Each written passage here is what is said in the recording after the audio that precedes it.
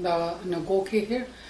The first school was opened in '69, I believe. Yeah. And was that a lot better? Do you think that was a lot better, or? Yeah, it was a lot better because it just stripped our parents, and they just couldn't cope of what happened to them.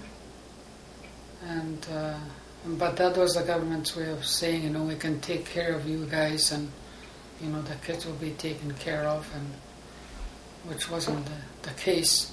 A lot of abuse went on. We did suffer a lot of abuse, and you had to grow up real fast. You had to fend for yourself even though you were 6 years old. Ogoki's Henry Coaster Memorial Day School, which my brothers and I attended alongside Pearl's children, Charlie Wenjack's nieces and nephews, was lobbied for by the Ogoki community after McLean's shone their light on Charlie Wenjack's shocking and unnecessary death. How was it for the white teacher from Limerick, my mother? Well, I loved my time with children in the school here. I did, really. It was just amazing. They said I wasn't this distant person because they called me Mary. Remember so I was just Mary to the children. So they were quite very comfortable, I think, with me. Yeah.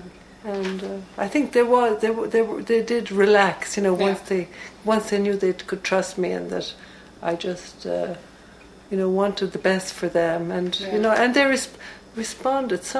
Those children are just tops. The best of the children outside. All of the kids here, they were just as the same capabilities as my children, really. And it's just the government really destroyed so much by not instead of encouraging, just taking away the human rights. When we left here, the minute that you stepped into the school, they took everything that belonged to you, and they gave you these clothes to wear.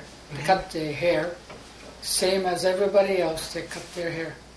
Doesn't matter how beautiful your hair was, they still cut it. Yeah, all little pixie cuts, really short. Yeah. And they were all deloused too. And, DDT. Yeah. DDT. They used sprayed. Yeah. It was just white. You walked around with your hair white, Oh my God. That must have been terrifying. We didn't even have lice. Wow. And scrub, They used to scrub us. Well, just strip them down. Yeah. Like jail. Wow. And how long did you have to stay there, like months at a time, or did you get... Well, 10 months out of the year. We were only home for 6 weeks, because during that time we traveled. So, But we never came home for Christmas either, or Easter, or any holiday. We never came home. We didn't even come home, with us anyway. We didn't come home when my sister and my brother died. All we got was a letter from our parents, and it was written in syllabics, and we couldn't read in syllabics. And then these things were taken away, the letters themselves. And I used to try and keep that as long as I can, because I could smell home. I'd smell the, the envelope, because it would smell. Smoky. Yeah. And were you allowed to speak Ojibwe? No. No. Used to make us pay 10 cents if you spoke Ojibwe in front of a supervisor. 10 cents you had to pay. And I remember one year I only paid 20 cents for the whole year. You had to be mindful of, And they always called us, rude. When you spoke your language, they told us we were rude. It must have been traumatic. It was. We were. The way we grew up was that after we came out of there, we didn't know. We didn't know nothing. We didn't know what it was to love, what it was to. We had respect, but it was forced. It was I think that was forced on us, but we knew later what it was. But but to love, we didn't know that. We did not know that, because whenever you were sad or anything like that, the supervisor would tell you to shut up when you cried, and you had to fend for yourself. So you went in the corner and hid, or in some kind of closet, and you cried by yourself. It almost makes me want to cry. It does make me want to cry. Yeah. We wore a tag, paper tag. That's all we had. What did it say? We had our names, and I guess where we were going, I don't know. Your parents' name? Yeah. We just had our names, and then wherever we were going, or whoever was supposed to pick us up, or I don't know. But we couldn't read. I don't know what it said, that tag.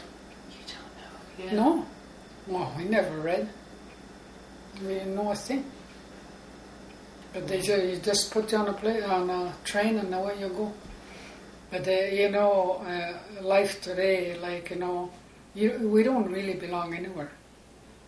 Truthfully, you don't feel you belong anywhere.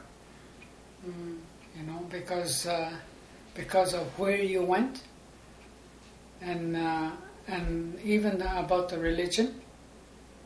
I don't believe. I don't belong anywhere. I don't think I belong in a culture I don't understand enough, and then I don't belong in the other one either. So you're always in the middle, all the time. That's how it feels. So there must be this conflict within you, really. Yeah, it's been like that. And then when I was raising my children, they used to always tell me, "Oh, that's a white man's way." It had already become your way, Yeah. without realizing. Yeah. Yeah. We raised our children the institutional way. Because you had been institutional. Yeah. That's all we knew. But we didn't love them either. We were not affectionate. How can you be? Yeah, because you never got it. No. Yeah. God, yeah, and it must have been heartbreaking for your parents as well. Oh, just yeah. to have to let you go. Yeah. You Because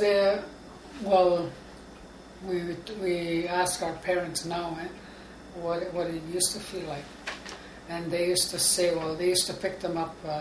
They used to make a day trip for all of us. So that when the plane landed way up there, all the parents would be sitting there till dark. Must have been Till dark. horrific. And then they would all go home afterwards. They would not, if the plane landed maybe about 12 o'clock, none of them would go home till dark. And then when they went on the trap line, they would be crying as they walk around and that sort of thing. Yeah. No, the government really knew what to do. Yeah. So then they you kind of pressurized the government to have the school here. Yeah. That's when they started doing that. Yeah. We should have the schools here. Those intriguing photographs I'd been gazing at for years were suddenly falling into spine-chilling historic context. They were literally a snapshot on their road to recovery, empowerment, and cultural reclamation in the aftermath of that great injustice that was the residential school system, a process that is still very much in progress.